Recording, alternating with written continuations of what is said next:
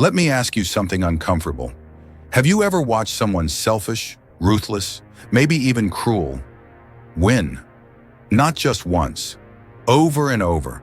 They climb higher, get richer, gain more influence, while the honest, the kind, the patient, the humble are left behind, forgotten, and trampled. If you're nodding, you already know this truth. The world doesn't always reward goodness. In fact, more often than not, it punishes it.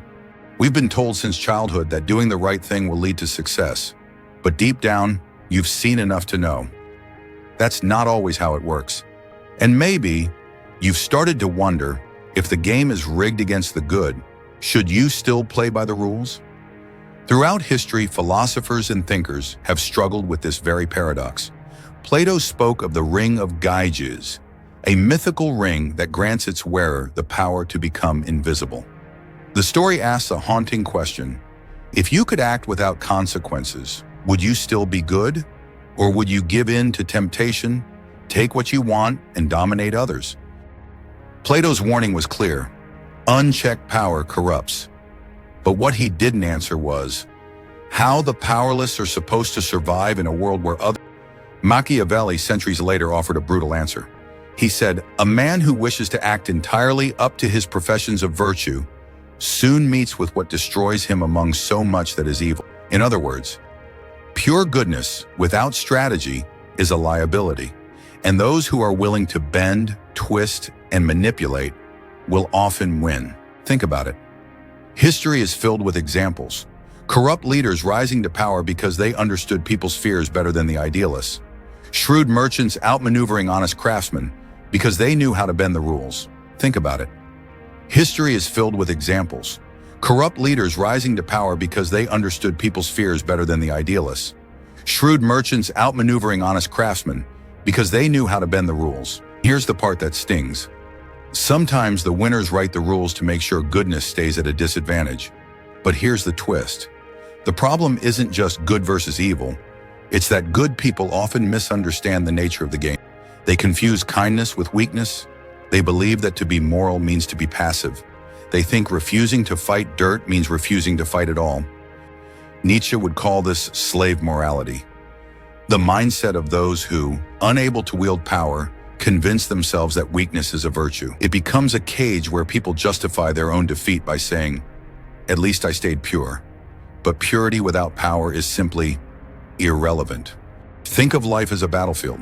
If the enemy is armed with weapons and you insist on showing up unarmed because it's the right thing to do, you might feel noble, right up until you're crushed. Bonhoeffer, who resisted the Nazis and was executed for it, understood this.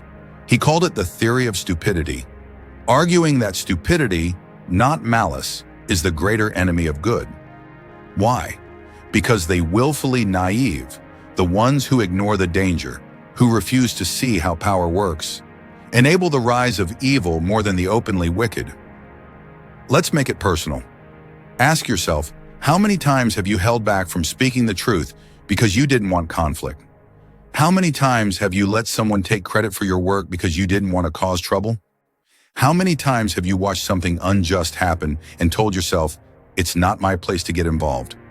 We like to think that morality is about avoiding bad actions, but sometimes morality is about having the courage to act.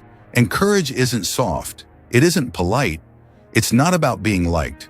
Courage is strategic. It knows when to fight, and it fights to win. So how do good people stop losing? First, right up by abandoning the myth that virtue alone guarantees victory. It doesn't. It never has. Second, by studying power, not just morality. Read Machiavelli, not to become ruthless, but to understand how ruthlessness works. Read Sun Tzu to learn how strategy turns the tide of battle. Read history to see how cunning and courage, when combined, have shaped revolutions. Third, by refusing to be predictable. Evil thrives on the predictability of good people. If they know you'll always back down, if they know you'll always forgive without consequence, if they know you'll never fight, you've already lost. And here's the most uncomfortable truth. Sometimes, to defeat the wolves, you must be willing to wear their skin just long enough to win the fight. This doesn't mean becoming what you hate. It means learning how to stand in the arena without being devoured. It means sharpening your mind, guarding your boundaries, and choosing your battles like your life depends on them. Because sometimes it does. History remembers those who survive to tell the story. The noble martyrs are remembered, yes, but it is often the cunning survivors who shape the world the rest of us live in. The question is, do you want to be the one shaping it or the one simply enduring it? So the next time you see someone ruthless win, don't just resent them, study them.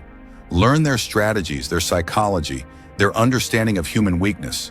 Then use that knowledge to protect, to defend, to build something worth keeping. Because in the real world, goodness without power is a song no one hears. And maybe that's the truth we were never taught. It's not enough to be good. You must be good and dangerous. Dangerous enough that when evil sees you coming, it thinks twice. And maybe then, good people will finally start winning.